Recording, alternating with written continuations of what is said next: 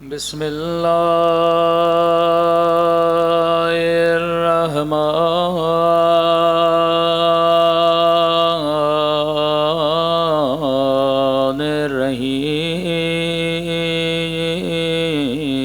الرحيم الحمد لله رب العالمين الحمد لله كما هو أهله الصلاة والسلام على سيد المرسلين وخاتم النبيين أبي القاسم محمد اللهم صل على محمد وعلى آله الطيبين الطاهرين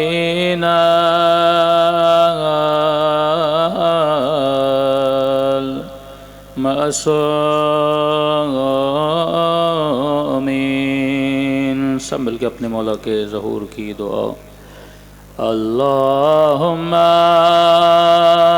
کل ولیک حجت ابن الحسن صلواتک علیہ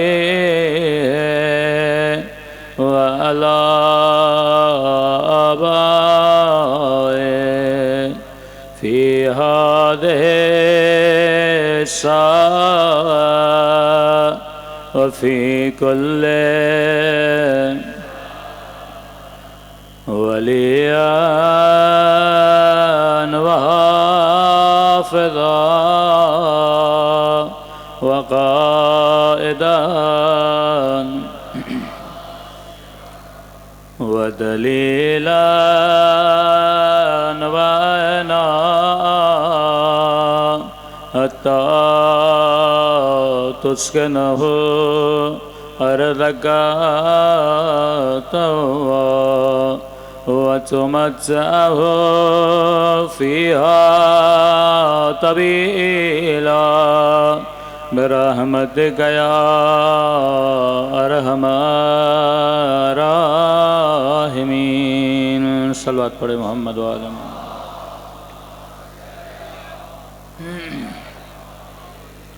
بسم اللہ الرحیم ان الحسین مصباح الہدی و سفینۃ النجات صلوات پڑھے محمد و آل محمد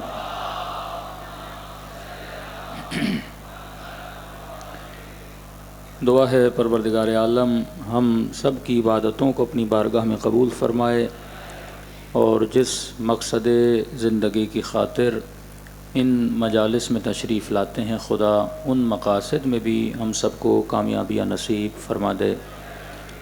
مسلسل آپ کی خدمت میں عرض کر رہے ہیں کہ ایام عزا، فرش عزا، مجلس امام حسین ایک تہذیب کا نام ہے، ایک واقعے کا نام نہیں ہے۔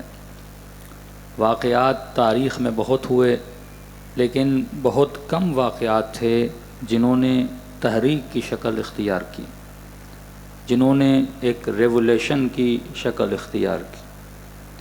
اور یہ شکل کب سے اختیار کرنا شروع کی؟ آپ کے چھٹے امام امام جعفر صادق علیہ الصلاۃ والسلام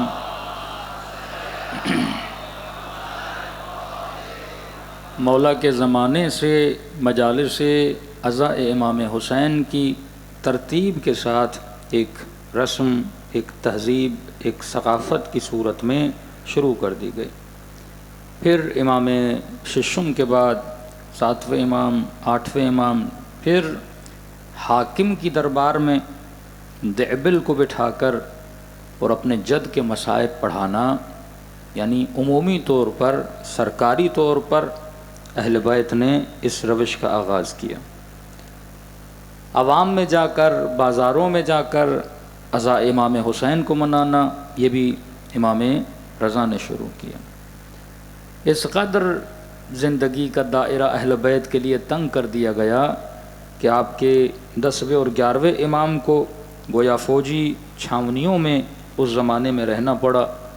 لیکن شیعت اس قدر بڑھ چکی تھی، چاہنے والوں کی تعداد اس قدر ہو چکی تھی کہ اب یہ ایک تشکل بن سکتا تھا، ایک تنظیم کی صورت، ایک تحریک کی صورت اختیار کر سکتے تھے۔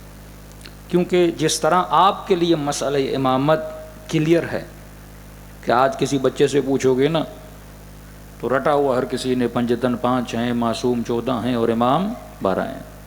یعنی آپ کے لیے بالکل ایک بچگانہ مسئلہ ہے اس وقت کہ 12 امام ہیں اور 14 معصوم ہیں اور پنجتن آل ابا 5 ہیں۔ لیکن آپ 5 منٹ کے لیے یہ سوچیں کہ یہ مسئلہ اہل کوفہ کے لیے کیسا تھا جب امام حسین کو خط لکھ رہے تھے۔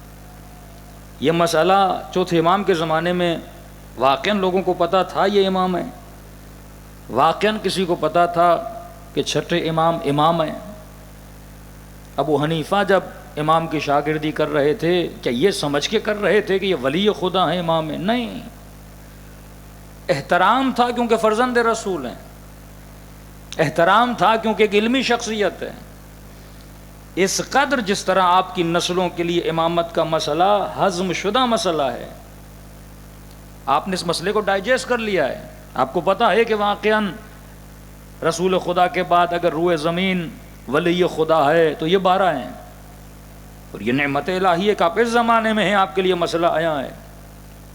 لیکن جب تاریخ اٹھاتے ہیں تو بڑے بڑے لوگ، بڑی بڑی شخصیات حسین ابن علی کو تو مانتی تھیں پر امام حسین کو ایز امام نہیں مانتی تھیں، امام حسن کو تو مانتے تھے پر ایز امام نہیں مانتے تھے۔ تبھی آج بعض جوانوں کو بعض شخصیت کا ذکر کیا جاتا ہے تو پریشان ہو جاتے ہیں، مولانا یہ کیسے ہو سکتا ہے کہ اتنی بڑی شخصیت امام نہ مانتی ہو۔ ادب کرتے تھے بطور اہل بیت، لیکن نظریاتی طور پر، عقیدتی طور پر امام مانتے ایسا نہیں تھا۔ جن میں کربلا کے اندر بارز ترین شخصیت جناب زہیر کی ہے۔ 2 مکتب تھے، شیعیان علی، دوسرا تھا عثمانی۔ شیعہ علی اسے بولا جاتا تھا جس نے رسول خدا کے بعد علی کی خلافت کو مانا، اسے شیعہ علی بولتے تھے۔ شیعہ تو عثمان اسے بولتے تھے جو رسول خدا کے بعد خلافت علی کا قائل نہیں تھا، سقیفہ کا قائل تھا، عثمانی مکتب۔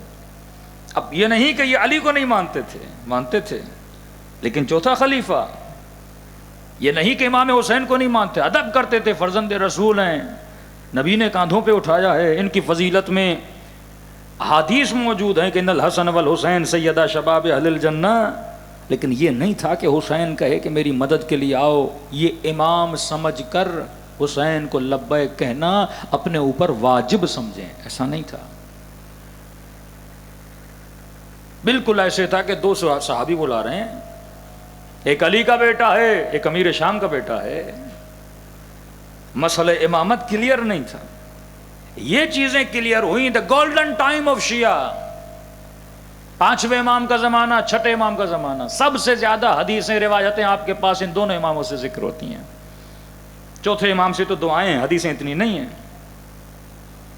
یعنی تھوڑا وقت ملا اہل بیت کو کہ بنو عباس اور بنو امیہ آپس میں لڑنے لگے، تبھی کہا یہ شیعوں کا گولڈن ٹائم تھا۔ جتنی حدیثیں، جتنے معارف ہمارے پاس موجود ہیں وہ اس زمانے کے ہیں۔ مولا علی سے بھی آپ کو جو کچھ ملتا ہے وہ وقت خلافت، کہ مولا کو خلافت ملی، پھر منبر پر گئے، پھر وہ علی بن ابی طالب نے خطبات دیے ہیں۔ یہ جتنے نہج البلاغہ کہاں کی ہے، جنگ صفین کے خطبے، جنگ جمل کے خطبے، کلمات قصار الامیر المؤمنین، ان وقت حکومت میں 5-6 سال جو امیر المؤمنین کو مل رہے ہیں، اس میں مولا جتنا کچھ سمجھانا چاہتے تھے، بتانا چاہتے تھے، علم دینا چاہتے تھے، عوام کو دیا۔ یعنی اہل بیت تیار تھے علم دینے کے لیے، امت علم لینا نہیں چاہتی تھی۔ ایک بندہ ہدایت نہ لینا چاہے آپ کیا کر سکتے ہو؟ قرآن کی آیت ہے حبیب، تو ان کو مجبور نہیں کر سکتا ہدایت پہ۔ ہدایت ایک ایسی چیز ہے جو بندہ اپنی چاہت سے ہدایت لیتا ہے۔ اب بندوق کے زور پہ نہ کسی کو نمازی بنا سکتے ہو، نہ کسی کو متقی بنا سکتے ہو۔ دعوت عام ہے، حل من ناصر ینصرنا، ہے کوئی ہماری آواز پہ لبیک کہنے والا؟ کہ چھٹے امام فرماتے ہیں کہ قوم حجت خدا یعنی امام زمانہ کو طرد کر چکی ہے. آج بھی پورے عالم کے لوگ یہ بولیں کہ ہمیں امام چاہیے تو خدا ظہور کرا دے گا. رسول کی شہادت کے بعد جناب سیدہ جناب حمزہ کی قبر پہ گریا کر رہی تھیں، کیونکہ جو ظلم سیدہ کے ساتھ ہوا تو سیدھا چلی گئی جناب حمزہ کی قبر پہ کہ چچا حمزہ اگر تو زندہ ہوتا، کسی میں جرت ہوتی میرے ساتھ یہ ظلم کرتا. کون ہے واقعاً رسول کے بعد سیدہ کا رشتہ دار؟ علی تو شوہر ہے نا، والد کی طرف سے جو رشتہ دار ہوتے ہیں، کوئی چچا ہوتا ہے، کوئی ہوتا ہے. چچا حمزہ مظلوم ہو گئے. اس وقت کسی نے اس روتی ہوئی بی بی سے ایک سوال کیا کہ نبی کی بیٹی، آپ کہتی ہو کہ علی کا حق ہے خلافت. غدیر میں نبی نے ہاتھ بلند کر کے کہا کہ من کنت مولا ہو فہذا علی مولا. تو علی اپنا حق مانگنے کے لیے تلوار کیوں نہیں اٹھا رہا؟ آئے نا مدینے کی گلیوں میں علی شور مچائے کہ یہ میرا حق ہے، یہ میرا حق ہے. اس وقت سیدہ نے فرمایا سن، امام کی مثال کعبے کی طرح ہوتی ہے. کعبہ کسی کے گھر نہیں جاتا کہ ساتھ طواف کرو. تم نے پاسپورٹ بنانا ہے، تم نے ویزا لگانی ہے، تم نے پیسوں کا بندوبست کرنا ہے، تم نے سفر کرنا ہے، تم نے زحمت دیکھنی ہے. تو کعبے کے پاس جائے گا، تو جا کے طواف کرے گا. کہ یہی تو فرق ہے نبی اور امام میں. نبی کا کام ہے انذار کرنا، امت کو سمجھانا. نبی نبأ سے نکلا ہے، نبی مطلب خبر لانے والا. امام کا کام ہے اس حکم کو اجرا کرے، پریکٹیکلی نافذ کرے. امام نافذ ہونے کا کام کرتا ہے، نبی خبر دیتا ہے. رسول خدا نبی بھی تھے، امام بھی تھے. حضرت موسیٰ نبی بھی تھے، امام بھی تھے. حضرت ابراہیم نبی بھی تھے، امام بھی تھے. دین کی تبلیغ بھی کرتے تھے اور نافذ کرنے کے لیے حکومت کو بھی قائم کیا. کہا تم نے نہیں سنا میرے بابا سے کہ کہا کہ یا علی انت منی بمنزلت ہارون من موسیٰ لانہ لا نبی بعدی. علی نبی نہیں ہے کہ آ کر چیخ و پکار کرے کہ میں امام ہوں، میں امام ہوں. علی امام ہے، علی حکم کو اجرا کرتا ہے. تمہارا کام ہے کہ امام کے در پہ آؤ اور اس کی امامت کو تسلیم کرو. تو آج جو آپ اہل بیت کو مان رہے ہیں، یہ محنتیں پانچویں اور چھٹے امام نے کی. اس کے بعد ساتویں امام زندان میں، آٹھویں امام کا تھوڑا سا پیریڈ ہے، نویں امام جوان ترین شہید ہیں، 10ویں امام 11ویں امام پوری زندگی قید و بند میں گزری. پھر کام ہوا غیبت صغریٰ میں. امام کے نواب، وہ وکیل جو 7ویں امام نے بنائے تھے، جسے کہتے ہیں آرگنائزیشن آف لا، سب سے زیادہ جس امام نے اپنے وکیل بنائے خمس جمع کرنے کے لیے. اب شیعہ بنے تو فائنینشیل پاور بننا شروع ہوا نا، خمس کے وجوب کی بات ہوئی. اب یہ نزول، کیونکہ امام کے پاس حکومت تو نہیں ہے کہ بیت المال میں پیسہ ہو، امام انہی شیعوں سے پیسہ جمع کرتے تھے. پھر ان وکیلوں کو خریدا گیا، ان نمائندوں کو خریدا گیا اور امام رضا سے دور کر دیا گیا. پھر یہ کمال تھا غیبت صغریٰ کا کہ جاتے ہو سامرہ، کبھی بابوے کی قبر پہ، کبھی شیخ مفید کی قبر پہ، کبھی شیخ توسی کی قبر پہ. اتنے پرانے علماء 1000 سال پہلے کتاب لکھی ہے قولوہ نے امام حسین علیہ السلام کی فضیلت میں، ہزار سال پہلے. پھر آہستہ آہستہ برکت مجلس کی وجہ سے شیعت کی تعداد میں اضافہ ہوتا گیا. 10 لوگ آتے تھے مجلس میں، 20 لوگ آتے تھے. اس ذکر کی برکت، کہا نا کہ خدا خون حسین میں وہ برکت ڈالے گا. یعنی اگر امامت پھیل رہی ہے تو حسین کے خون کے صدقے میں پھیل رہی ہے. اگر یہ مکتب پھلا پھلا کس کے خون کے صدقے میں؟ ابھی عبداللہ حسین کے خون کے صدقے. کہ اللہ کہتا ہے دشمن ایک پلاننگ کرتا ہے، ایک پلان خدا بناتا ہے. کہاں جا کر یزید نے امام حسین کو روکا؟ کہ کسی شہر میں حسین کو شہید ہونے نہ دینا، عوام میں انقلاب آ جائے گا. کربلا کوفے سے بہت دور ہے. آج شہر کربلا، اس زمانے میں صحرا تھا. ایک صحرا میں حسین کو روکا. فرمایا نبی کا نواسا ہے تو کیا ہوا، صحرا میں حسین کو قتل کروں گا، وہیں پہ دفن کرنا. یہ بھی نہ ہو کہ لاشیں ادھر ادھر چلے جائیں، کوئی شہر میں لاشاں لے جائے. اجازت نہیں تھی لاشوں کو لے جانے کی. جناب ہر کے قبیلے والے آئے، ہر کا لاشا لے کر گئے. یہ تو غربت ہے آل رسول تھی کہ ایسی جگہ پہ شہید کر دیا گیا. کوئی رشتہ داریاں نہیں تھیں. مدینے میں تو 4 رشتہ دار بھی نکل آتے، بنو ہاشم تھے وہاں پہ. کربلا میں کون سے بنو ہاشم تھے؟ تو خدا نے کہا یزید تو نے حسین کو صحرا میں لا کر شہید کیا تاکہ دنیا کو یہ یاد بھی نہ رہے کوئی حسین تھا. میں بھی تیرا خدا نہیں اگر اس صحرا کو مومن کی جنت نہ بنا دیا. ہاں آج 40 حسینی کی برکت تو دیکھیے، ملینز لوگ اس صحرا میں جاتے ہیں جس کے لیے یزید نے سوچا تھا کہ یہاں کوئی آئے گا نہیں. یہ برکت یہ ہے. ان اللہ مع الصابرین، خدا صبر کرنے والوں کے ساتھ ہے. تو جیت حسین کے اصول کی ہوئی، جیت یزید کے اصول کی نہیں ہوئی. صلوات پڑھے محمد و آل محمد.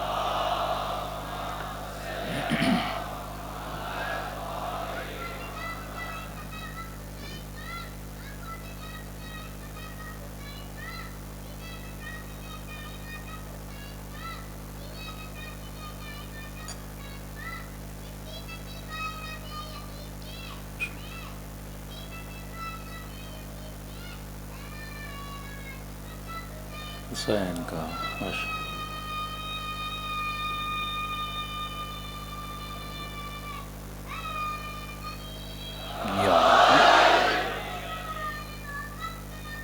اللہم صلی علی محمد و آل محمد و عجل فرجہم. تو دیکھیے کربلا واقعہ ہوتا تو یہ بچہ اس طرح فرش عزا پہ شعر نہ پڑھ رہا ہوتا. یہ تربیت فرش عزا ہے. یہاں سے جو تجھے رنگ ملتا ہے، یہاں سے جو تمہاری نسلوں میں برکت آتی ہے، یہ کسی قوم میں نہیں ہے. آغائے فلسفی کی میں نے بات کل بتائی کہ نہیں بتائی. جب وہ اہل سنت کے علاقوں میں گئے تو دیکھا بہت بے دینی پھیل چکی ہے. ایران کی بات ہے. تو انہوں نے اہل سنت کے مولویوں کو جمع کیا اور کہا کہ کیوں امر بالمعروف نہیں کر رہے؟ مسجدیں دی ہوئی ہیں، سب کچھ دیا ہوا ہے، کیوں مسجدوں میں لوگ نہیں آ رہے؟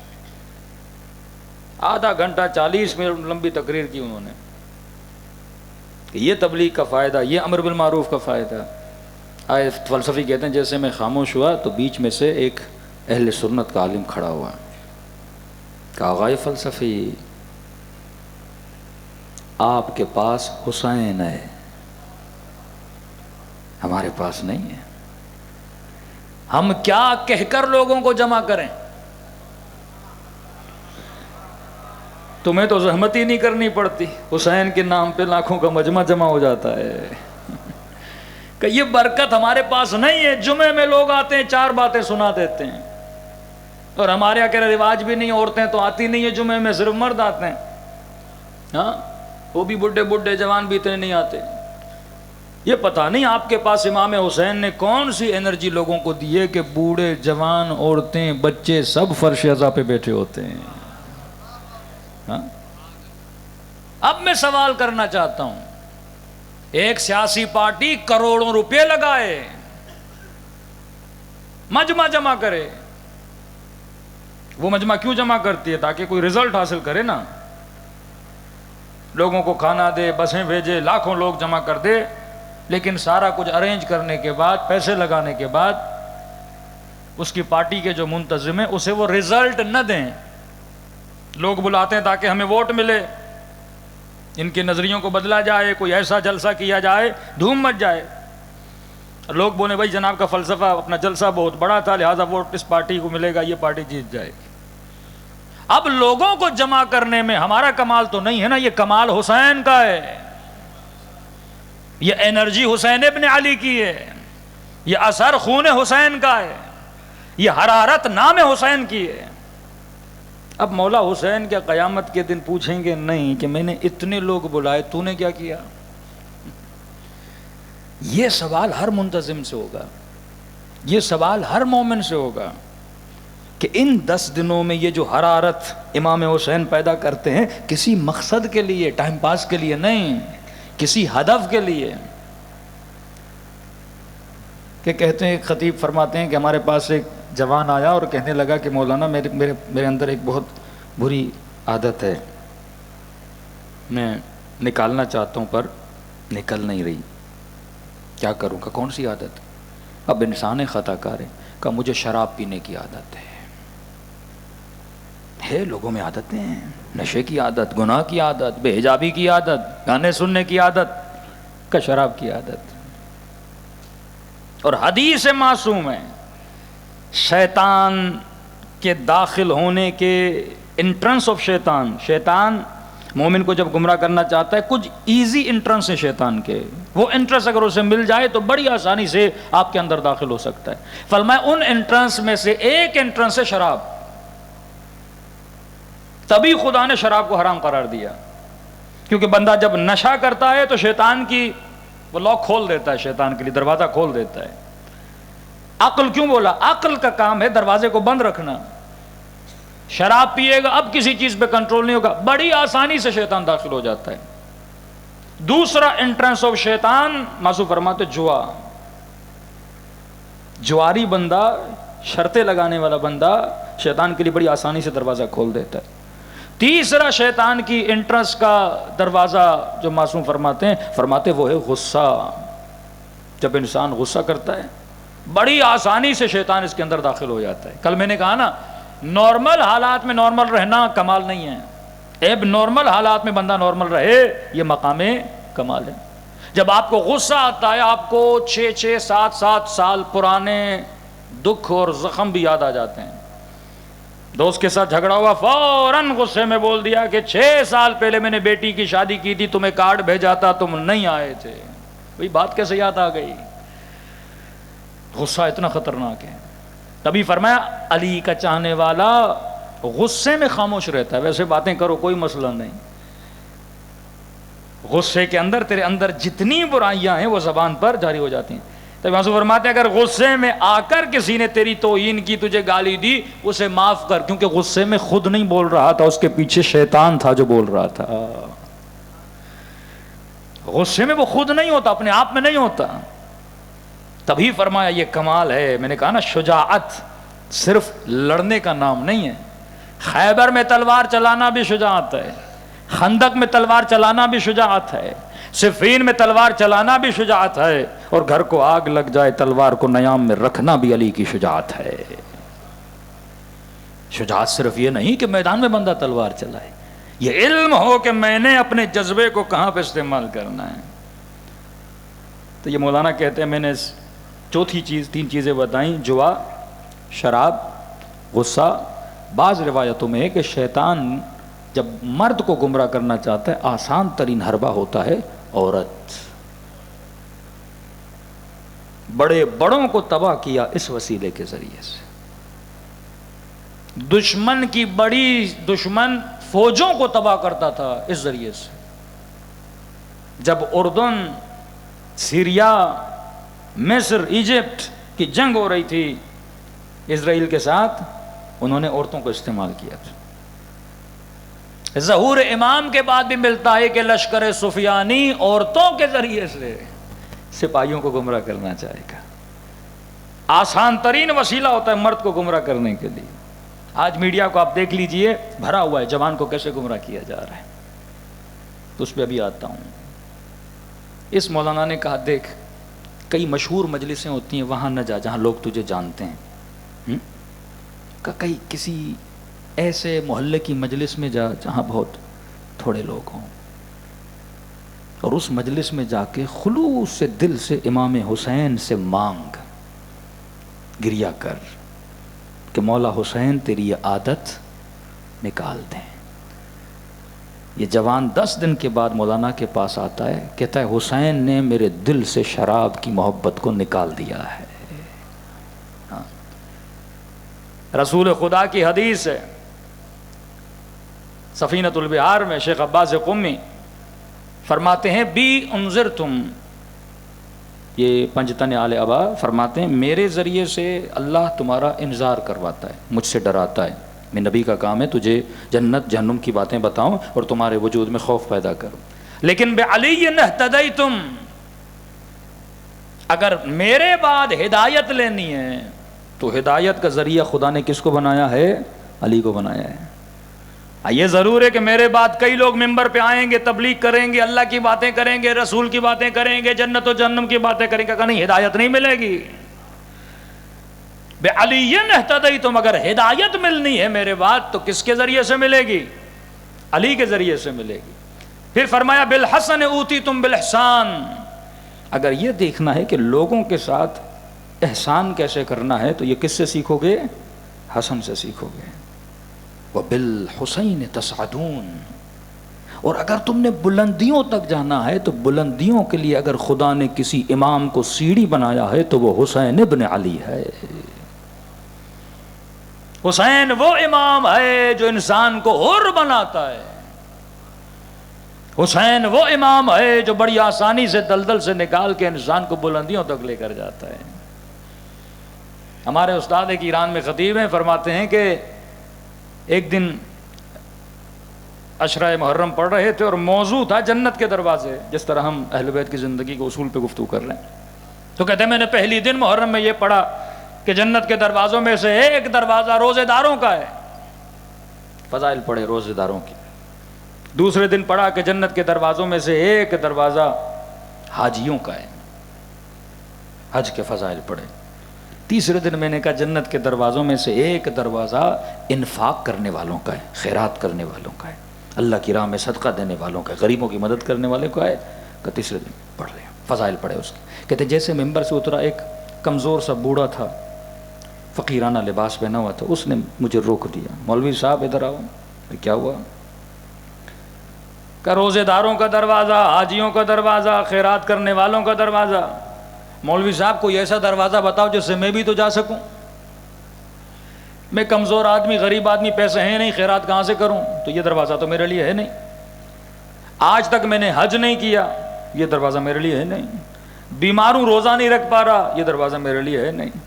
بدن میں ابھی طاقت ہی نہیں، اتنی نمازیں پڑھ نہیں سکتا، اور آپ نے پورا ایک دروازہ نمازیوں کا بتا دیا۔ کہ کوئی ایسا بھی تو دروازہ بتاؤ نا جو ہمارے لیے ہو۔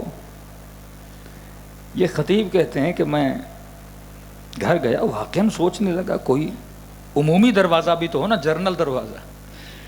اب مجمع میں ہم سخاوت کی تعریف کریں گے، ضروری سارا مجمع سخی ہو۔ ہاں ہم بولیں گے تہجد گزار، ضروری سارا مجمع تہجد گزار ہو۔ کوئی ہوگا؟ کوئی نہیں ہے، ایک عمومی دروازہ۔ فرماتے ہیں گھر گیا، 2 رکعت نماز پڑھی، ابا عبداللہ الحسین کو ہدیہ دی۔ کہتے یہی کتاب شیخ عباس قمی کی سفینۃ البحار، شیخ عباس قمی کی کتابیں خریدا کریں، بڑی با اثر کتابیں ہوتی ہیں۔ کہتے ہیں کہ شیخ عباس کی کتاب اٹھائی، امام حسین سے توسل کیا، جس طرح قرآن سے استخارہ نکالتے ہیں اس طرح میں نے شیخ عباس قمی کی کتاب کو کھولا، اور جیسے کتاب کھولی تو پہلے صفحے پہ یہ ایک حدیث کا جملہ رسول خدا سے آیا، اور یہ تھا ان الحسین باب من ابواب الجنہ، ایک دروازہ خدا نے جنت میں بنایا ہے، حسین کے چاہنے والوں کا دروازہ۔ اگلے دن میں نے بوڑھے کو کہا کہ میں نے تیرے لیے بھی ایک دروازہ ڈھونڈا ہوا ہے، عشق اہل بیت علیہ الصلوۃ والسلام کا دروازہ۔ اب عشق کیسے پیدا ہوتا ہے؟ میں نے کہا 3 اہل بیت کی زندگی کے اصول ہیں، معجزات، رہن سہن، اصول زندگی۔ اگر یہ اصول میری زندگی میں آ گئے، پہلا اصول ہم نے بتایا خوف پروردگار عالم۔ خوف پروردگار عالم کی پہلی 5 نشانیاں ماسو فرماتے ہیں۔ پہلی نشانی جو بندہ اللہ کو ناظر مانے، کل بتایا علانیتوں و سرا، ظاہر میں بھی خفقان میں بھی اللہ کو کیا مانے؟ ناظر مانے۔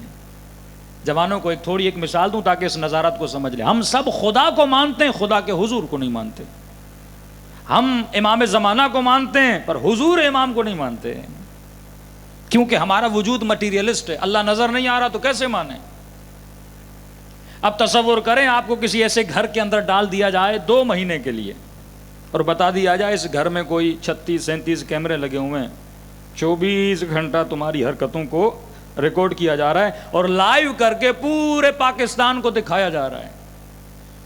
خدا کی قسم ان 2 مہینوں میں آپ سے بڑا کوئی متقی نہیں ہوگا۔ پتا ہوگا لوگ دیکھ رہے ہیں، پاکستان دیکھ رہا ہے، تو ہم سے بڑا کوئی باتقوا نہیں ہوگا۔ یہ ایمان رکھنا، اللہ ناظر ہے، مطلب خدا کا کیمرہ مجھے 24 گھنٹہ دیکھ رہا ہے، گھر کے اندر گھر کے باہر۔ اس کیمرے پر اگر تیرا ایمان ہو گیا، یہی تقویٰ ہے، یہ خوف خدا کی نشانی ہے۔ میں نے مثال دی تھی، کربلا جا کے متقی بن جائے، مجلس میں آ کے متقی بن جائے، یہ کمال نہیں ہے، اس کیمرے کو مانے۔ دوسری صفت ناظر ماننا۔ دوسری صفت اپنی زندگی میں سب سے زیادہ پرائرٹی کس کی بنائے؟ پروردگار عالم کی۔ اہمیت کس کی؟ رشتہ دار کی، باپ کی، بہن کی، بیٹے کی، عشیرتکم اپنے عشیرے کی، ابناؤکم اپنے بچوں کی۔ فرمایا نہیں، فاسٹ خدا، جو بھی کرو پہلے یہ بولو پہلے میں اللہ کو دیکھوں گا پھر حکم صادر کروں گا۔ کسی ایسی محفل میں نہ جاؤ کہ لوگ خوش ہوں اور لوگوں کی وجہ سے گناہ کرو، ہر وہ کام کرو جس سے تیرا خدا خوش ہو۔ تیسری چیز ایتھیکل ایگریمنٹس۔ اگر معاشرے میں تیرا اخلاق نہیں، اس کا کوئی فائدہ نہیں ہے۔ ہمسائے کے ساتھ اخلاق، بیوی کے ساتھ اخلاق، اپنے کولیگز کے ساتھ اخلاق، یہ ہے۔ چوتھی چیز جو معصومین فرماتے ہیں قرآن کی آیت ہے وَنَهَى النَّفْسَ عَنِ الْهَوَىٰ۔ ہوا مطلب ہوس، ہوس پرست کبھی شیعہ نہیں ہوتا۔ یہ نہیں کہا نَهَى النَّفْسَ عَنِ الذَّنْبِ، گناہ سے روکے، نہیں، گناہ تو ویسے ہی نہیں کرتا ری کا چاہنے والا۔ فرمایا ہوس سے بندہ خود کو روکے۔ حلال کھا رہا ہے پر حلال ہوس باز نہ بنے۔ کھانا کھانا حلال ہے، معصوم فرماتے ہمارا چاہنے والا پیٹو نہیں ہوتا، شکم پرست نہیں ہوتا۔ اب اللہ نے پیسہ دیا، اس کا مطلب یہ تھوڑی ہے کہ تو ڈیلی مثلا ہوٹلنگ کرنا شروع ہو جائے، یہ ہوس ہے۔ گھر کا کھانا تو مجھے اچھا نہیں لگتا، ڈیلی بیسس پر ہوس باز۔ بیوی کو کہے شادی میں نے کی اس لیے تاکہ تو ڈیلی مجھے نئی نئی کھانے بنا کر دے، ہوس باز ہے یہ۔ ہو سکتا ہے حلال نکاح کرے، لیکن اگر چھٹے امام کی دقیقاً لفظ ہیں، فرماتے ہیں جو نکاح میں بھی ہوس باز بن جائے، حلال کر رہا ہے لیکن ڈیلی اپنی شہوت کو تر و تازہ کرتا رہے، فرمایا ہوس باز ہے یہ۔ نہ عاشق شہوت بن، نہ عاشق شکم بن، یہ ہوس تجھے تباہ و برباد کر۔ شہرت کی ہوس، وہوا کی ہوس، تعریف کی ہوس، ہاں ایک حد میں رہے تو صحیح ہے، لیکن اگر تو ہوس باز بن جائے، ہوس باز کبھی شیعہ نہیں ہوتا۔ فرمایا ہمارے شیعہ ہوا وہ ہوس سے کیا ہوتے ہیں؟ دور ہوتے ہیں۔ اب معاشرے میں رد و بدل کیسے پیدا ہوتا ہے؟ فرمایا کھاؤ کلو وشربو ولا تسرفو، کھاؤ پیو لیکن اسراف نہ کرو۔ کا کھاؤ حلالن طیبہ، حلال کھاؤ، طیب کھاؤ، طاہر کھاؤ۔ ایک طرف ہے مسلم معاشرہ، ایک طرف ہے ویسٹرن سوسائٹی۔ اب ویسٹرن سوسائٹی میں کیا ہوتا ہے کہ بیویاں گھر میں کھانا نہیں بناتی، ماں باپ کو وہ گھر میں رکھتے ہی نہیں ہیں۔ ہمارے یہاں تو یہ کانسیپٹ نہیں ہے کہ کوئی اپنے باپ کو گھر سے نکال دے، ماں کو گھر سے نکال دے، لیکن اس سوسائٹی میں کیا ماں باپ گھر میں ہے نہیں، شادی کر کے آتا ہے، بیوی تو کام کرتی ہے، وہ کھانا بناتی نہیں ہے۔ اب کھانا نہ امی بنا کر دے نہ بیوی بنا کر دے تو کھانا کون بنا کر دے گا؟ میک ڈونلڈ بنا کے دے گا، KFC بنا کر دے گا۔ اور آفس میں بھی کھانا ایسا چاہیے، ویسا نہیں ہماری طرح روٹی ہو، سالن ہو، اب ہاتھ بھی دھونے ہیں، کیونکہ سسٹم پورا پیسے کمانے کا ہے۔ وہ کہتے ٹائم از گولڈ، ٹائم سونا ہے، 10 منٹ بھی کیوں ضائع کروں، کام کر کے پیسہ بناؤں، سفرے پہ سکون سے بیٹھ کے کیوں کھاؤں، لیپ ٹاپ چل رہا ہے، کام ہو رہا ہے اور ساتھ میں ایک برگر لیا ہوا ہے، اور وہ بھی ایسا جس سے ہاتھ بھی خراب نہ ہو۔ تو اس کا فوڈ کا نام کیا رکھا؟ فاسٹ فوڈ، جلدی کھانے والا کھانا۔ اب جب پیٹ میں ڈالا تو کہتا ہے ہضم بھی تو میں نے جلدی کروانا ہے. اللہ کا سسٹم اگر ہضم کرنے پر آئے تو 3-4 گھنٹے لگ جاتے ہیں کھانا ہضم ہوتے, اور اس فوڈ کو ہضم کرنے کے لیے پھر پیپسی بنا دی, کوک بنا دیا, وہ پیو تاکہ یہ جلدی فلیش ہو جائے. بھائی تو مسلمان ہے, تیری اپنی سوسائٹی ہے, تیرا اپنا کلچر ہے, تیرے گھر میں بیوی بھی ہے, تیری اماں بھی ہے, تو فاسٹ فوڈ کیوں منگواتا ہے؟ ہوس, عقل کا نہ ہونا کہ جو میں کھا رہا ہوں واقعا کیوں کھا رہا ہوں. انگریز کتا رکھے تو سمجھ آتی ہے بات. یہاں سے جو لوگ ویسٹرن ورلڈ گئے ان کو پتا ہوگا, جو نہیں گئے ان کو بتا رہا ہوں. کتے رکھنا, بلیاں رکھنا انگریز کی مجبوری ہے, واقعا مجبوری ہے. آدمی اکیلا نہیں رہ سکتا, پاگل ہو جائے گا. بیٹے چھوڑ کے چلے گئے, نواسے چھوڑ کے چلے گئے, شوہر مر گیا, اب بندہ اکیلا ہے, تو وہ اپنی تنہائی کس کے ساتھ شیئر کرتے ہیں؟ کتے کے ساتھ. معرفت نہیں ہے نا کہ مصلی پہ بیٹھ کے اللہ کے ساتھ شیئر کرو, راز و نیاز کرو. اب ساری محبت اس کتے کے ساتھ. دوسرا یہ بیٹا ہوگا تھوڑا جر و بحث کرے گا, بیٹی ہوگی تھوڑا بحث کرے گی, ہاں بولے گی نہ. کتا کچھ نہیں بولتا, اس کو بیٹھ تو بیٹھ جاتا ہے, اٹھ تو اٹھتا ہے, وہ اطاعت بھی کرتا ہے, محبت بھی کرتا ہے. اب مجھے سمجھ نہیں آتی, تیرے گھر میں تیرے بچے بھی ہیں, دادا بھی ہے, دادی بھی ہے, سب ہیں, تو کتے کیوں پال رہا ہے بھائی؟ ان کو تو پیار کی کمی ہے نا, وہ تبھی کتا رکھتے ہیں. مینٹلی ڈس آرڈر ہے, اس کو پتا ہی نہیں میں کیوں کر رہا ہوں. یہ صرف نقل کرنے کا ماہر ہے, عقل اس میں ہے ہی نہیں. نقال نہ بن, نقل کرنے والا بندر ہوتا ہے. اہل بیت کا چاہنے والا اس کے ہر ایکشن میں. تو یہ ہوس, جو فوڈ کی ہوس پیدا ہو گئی ہے کہ بندے کو پتا نہیں میں صحیح سالم غذا گھر میں کھا سکتا ہوں. نسلوں کو ٹرینڈ کرے کہ انہوں نے کھانا کیا ہے, پینا کیا ہے. بعض مومنین کے گھر میں جاتے ہیں, بیٹا 13-14 سال کا, لیکن 3 من 4 من اس کا وزن ہے. بندے خدا, اسی سے سمجھ جاتے ہیں یہ برگر کھا کھا کے بڑا ہوا ہے. یہ سیرت ہے, یہ اصول ہائے اہل بیت ہیں. ایک مومن کو میں نے مذاقن کہا, میں نے کہا آپ کا بیٹا ماشاءاللہ اتنا بڑا امام زمانہ ہے کہ یہ دوڑ ہی نہیں پائے گا. مولا کے لشکر میں کہاں فٹ کرو گے تم اسے؟ صرف یہ تو نہیں حسین حسین کر کے گھر چلے گئے. بھائی اصول زندگی اہل بیت تمہارے گھر میں کہاں ہیں؟ اگر یہ شکم پرست ہے یہ خدا پرست نہیں بن سکتا. اگر یہ ہوس پرست ہے یہ خدا پرست نہیں بن سکتا. اگر اس کا آنکھوں پہ کنٹرول نہیں ہے یہ کیسے سپاہی امام زمانہ بنے گا؟ ایک نوحہ پڑھنے سے, ایک نعرہ مارنے سے, ایک شعر پڑھنے سے, 4 حیدر حیدر کہنے سے. تبھی آقا قراتی کہتے ہیں کہاں یا علی کہنا اور کہاں علی کے ساتھ رہنا. یا علی کہنا بڑا آسان ہے, لیکن علی کے ساتھ رہنا بڑا مشکل ہے.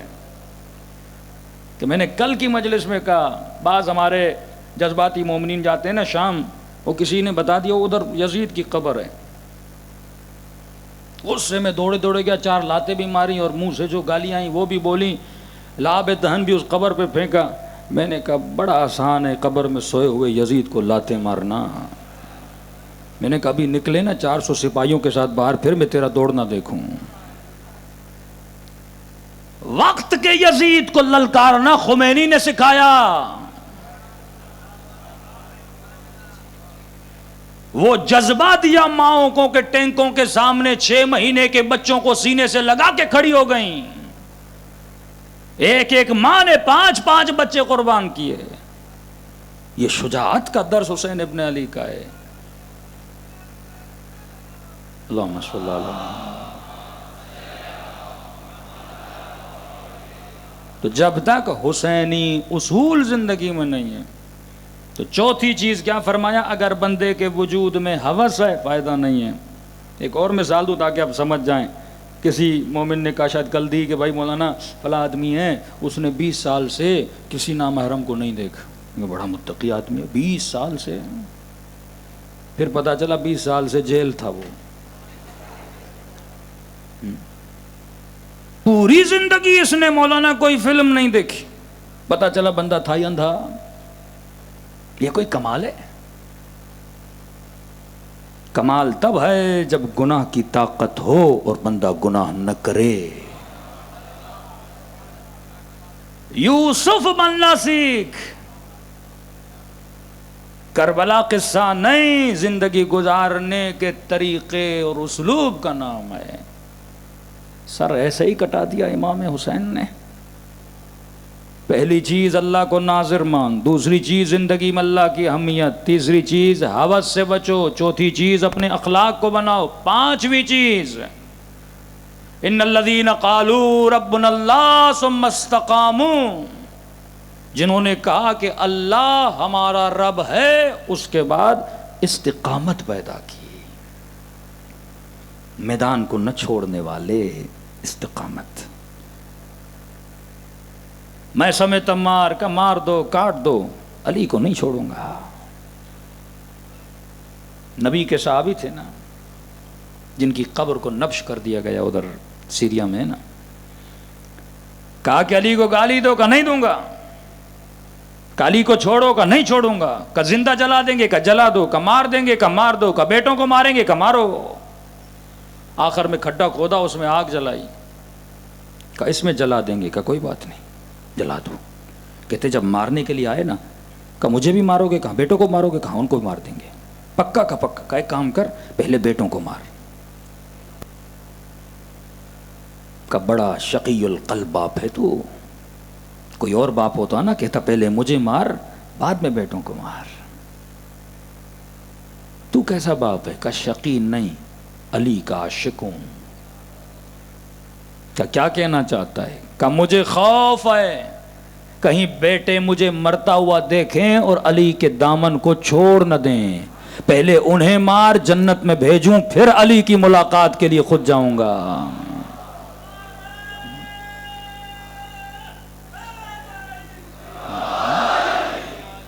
قالوا ربنا اللہ ثم استقاموا، جنہوں نے کہا اللہ ہمارا رب ہے. جو یہ کہتا ہے اس میں استقامت ہوتی ہے. وہ میدان نہیں چھوڑتا، وہ حق کو نہیں چھوڑتا، وہ باطل کی طرف نہیں جاتا. نہ ڈرنے والا، نہ جھکنے والا. یہ استقامت وجود میں ہوتی ہے. اللہ پہ ایمان مستحکم ہوتا ہے. امام حسین اگر ظواہر کو دیکھتے تو ظاہر تو یہی نظر آ رہا تھا نا، مولا حسین شہید ہو گئے، بچے لٹ گئے، سکینہ زندان شام میں چلی گئیں. لیکن حسین کی نگاہ قرآن کے اس فرمان پر تھی کہ ان اللہ مع الصابرین، اللہ سچوں کے ساتھ. اللہ یہ نہیں کہتا سچے بنو، کہتا کونوا مع الصادقین، سچوں کے ساتھ رہنا سیکھو. سچائی کی تعریف تو ہر بندہ کرتا ہے، پر سچائی کے ساتھ رہنا مشکل ہوتا ہے. اللہ کی تعریف تو ہر ٹی وی چینل کرتا ہے، پر اللہ کے احکام کے ساتھ زندگی گزارنا مشکل ہوتا ہے. یہ وہ کام ہے. عبداللہ ابن مسعود رسول خدا کے صحابی ہیں. بیت المال میں جتنی کرپشن ہوتی تھی اس بندے نے جتنا روکنے کی کوشش کی، کوئی اور صحابی نہیں تھا. زندگی کے آخری لمحات آئے، عثمان اس کے سرانے پر آیا، کہا کہ دنیا سے جانے والے ہو، بچوں کے پاس اتنا مال نہیں، کچھ بیت المال سے تمہیں پیسے دے دوں. کہ جناب خلیفہ جب مدد کرنی تھی تب تو نہیں کی، اب مرنے والا ہوں تو مدد کرنے کے لیے آ گئے ہو. کہ مجھے تمہارا پیسہ نہیں چاہیے، میرا اعتبار ہے اپنے رب پر، اپنے خدا پر. میرا اعتبار ہے نبی کے کلام پر.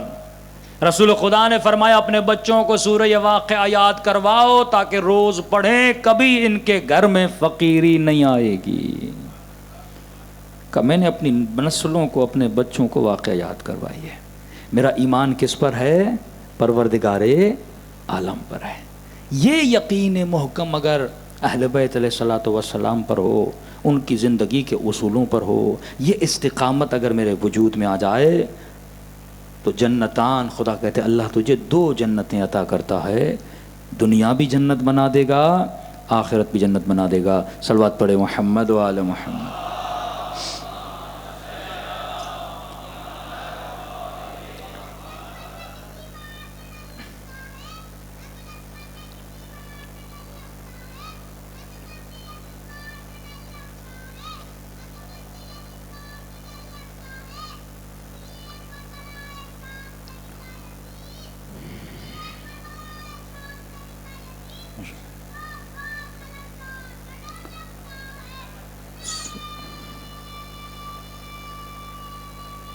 حیدری اللہم صلی علی محمد وعلی محمد وعجل فرج. بس ایک حدیث اور ربط مصیبت. استقامت کی ایک نشانی آپ کے امام فرماتے ہیں، چھٹے امام، امام جعفر صادق علیہ الصلوۃ والسلام،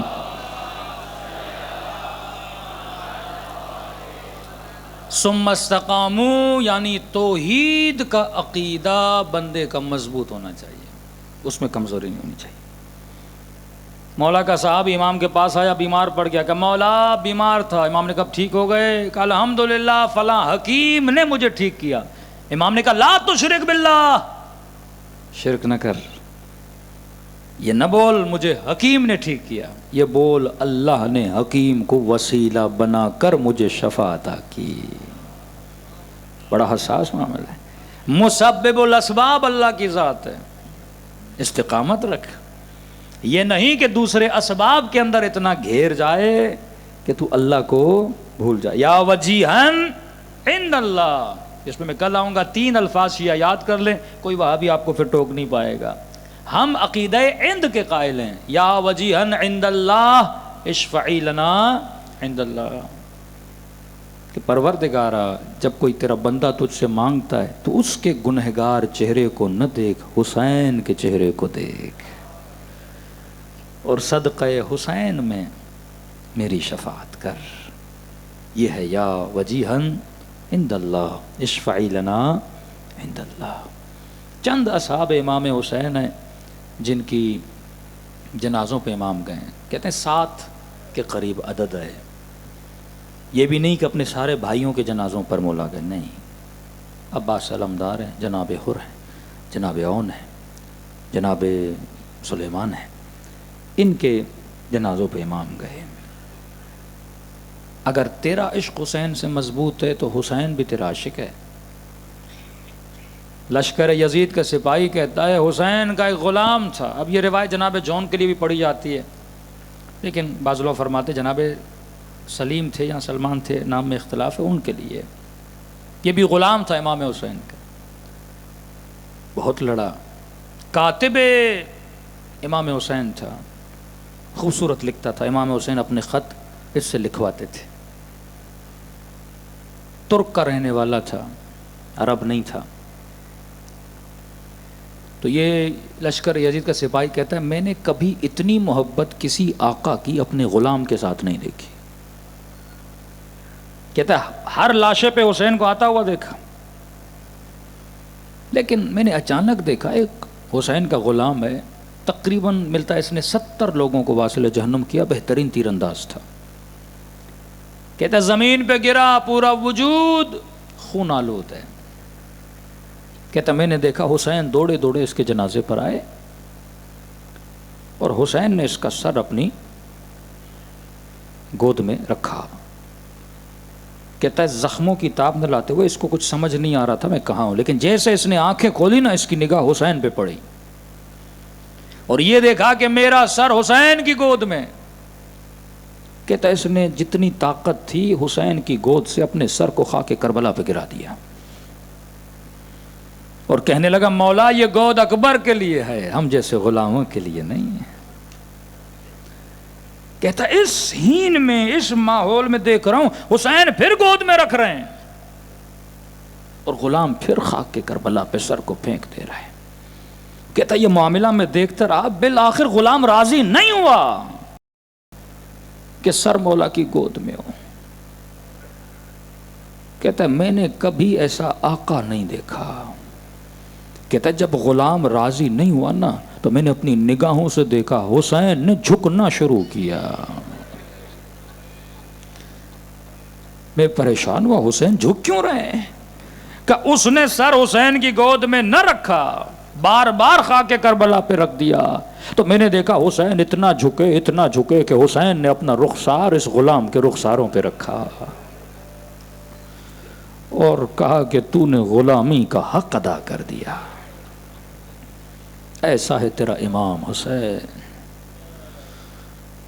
چھٹے امام فرماتے ہیں ہمارا وعدہ ہے اگر تو ہماری باتوں پہ عمل کرے وقت سکرات ہم تیرے سرہانے پہ ضرور آتے ہیں۔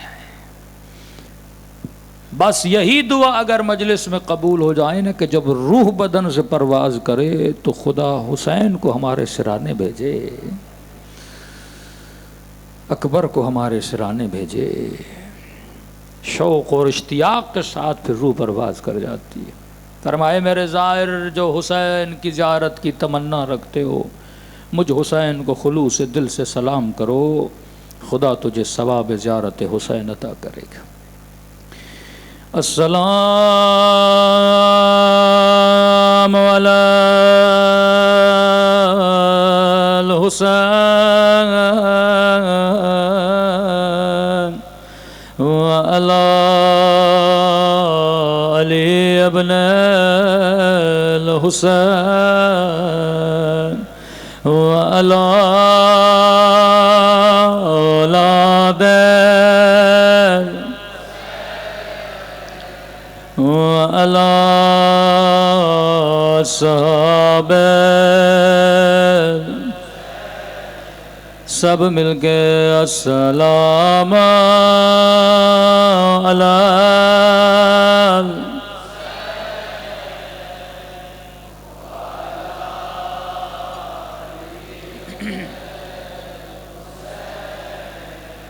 اولاد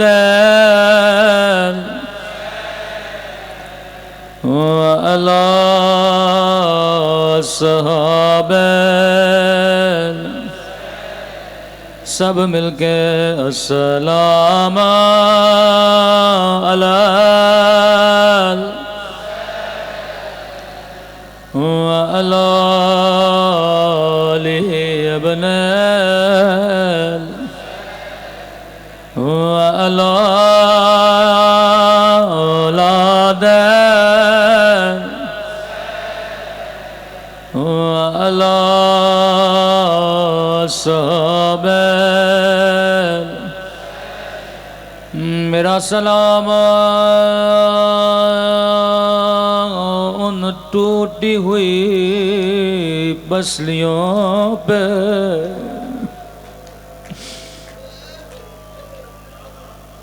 میرا سلام اس یتیم پہ جس کے دائیں طرف کی پسلیاں بائیں طرف چلی گئی۔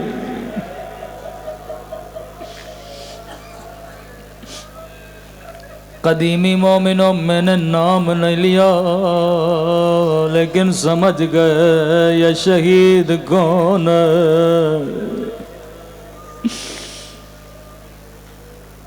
عزیز و اہل بیت پہ بڑے مصائب آئے، پسلیوں ٹوٹنے کی تاریخ بھی بہت بڑی ہے۔ کچھ پسلیاں کربلا میں توڑی گئی، کچھ پسلیاں مدینے میں توڑی گئی۔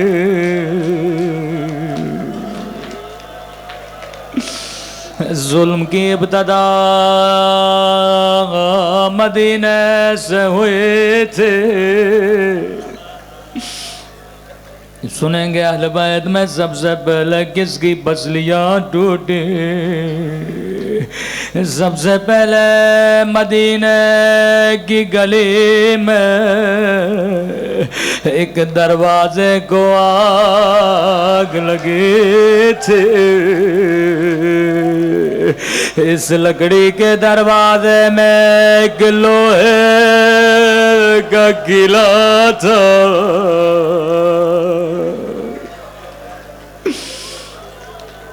امام حسن فرماتے ہیں میں تک و تنہا گلی میں فریادیں کر رہا تھا، کوئی آئے میری اماں کو بچا لے۔ فضا کہتی ہیں بی بی جب تسبیح پڑھتی تھی سانس لینے میں بھی تکلیف ہوتی تھی، دوسری پسلیاں کربلا میں توڑی گئی۔ یہ ملعون کہتا ہے ابن سعد جب میں حسین کے بدن پہ گھوڑا دوڑا رہا تھا میں نے اپنے کانوں سے ہڈیاں ٹوٹنے کی آواز سنی۔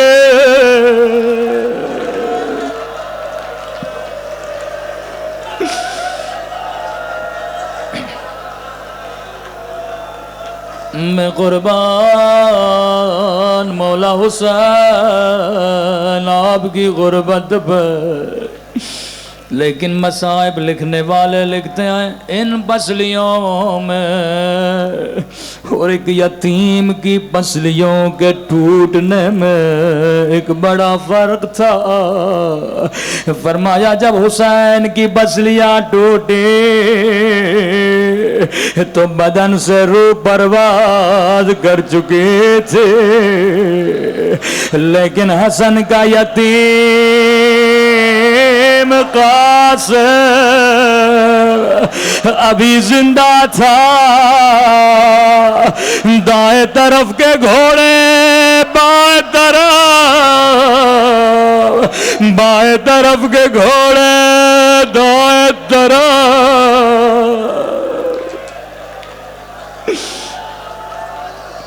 ہاتھوں میں نظر دائیں طرف کی پسلیاں بائیں طرف چلے گئے۔ روایت کے جملے قاسم کا بدن اتنا چھوٹا تھا جب عباس نے گھوڑے پہ چڑھایا بدن پہ کوئی ذرا بھی نہیں آئے تھے۔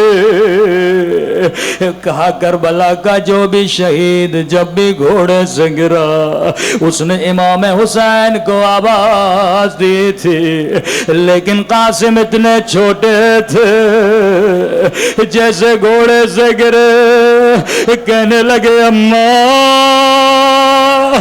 اماں میں گھوڑے سے گر گیا۔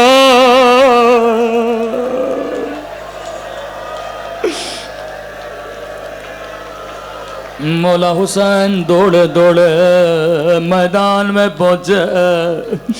حسین کو کہیں قاسم کا لاشا نظر نہیں آیا۔ دائیں طرف دیکھا کہ قاسم، بائیں طرف دیکھا کہ قاسم، لیکن کوئی جواب نہیں آیا۔ ایک مرتبہ کا قاسم امام ہو کے تجھے بلا رہا ہوں۔ ایک مرتبہ دائیں طرف سے آواز آئی جی میرے مولا، بائیں طرف سے آواز آئی جی میرے مولا۔ حسین گھوڑے سے اترے، اب آ کے دامن کو بچھا دیا، کٹی ہوئی انگلیاں اٹھائے، کٹے ہوئے گوشت کے ٹکڑے اٹھائے۔ ایک مرتبہ نجف کا رک گیا، او بابا بابا علی، بابا خیبر فتح کرنا آسان ہے، خندق فتح کرنا آسان ہے، لیکن بابا یتیم کی لاش کے ٹکڑے اٹھانا بڑا مشکل ہے۔ گٹھڑی کو باندھا، حسین نے پیٹھ پہ رکھا، خیمے کے در سے آواز دی اماں فضا ذرا بہن زینب کو بلانا۔ بی بی زینب خیمے کے در پہ آئے، کہنے لگے زینب ماں کو نہ بتانا میں قاسم کا لاشا لایا ہوں۔ بی بی زینب نے کہا حسین تیرے ہاتھ تو خالی ہے، قاسم کا لاشا کہاں ہے؟ روکے گا زینب، یہ جو گٹھڑی میری پیٹھ پہ دیکھ رہی ہو اس میں قاسم کی لاش کے ٹکڑے ہیں، لیکن ماں کو نہ بتانا۔ ایک مرتبہ گٹھڑی کھلی، ماں نے چیخنا شروع کیا، ہائے میرا یتیم، ہائے میرا غریب۔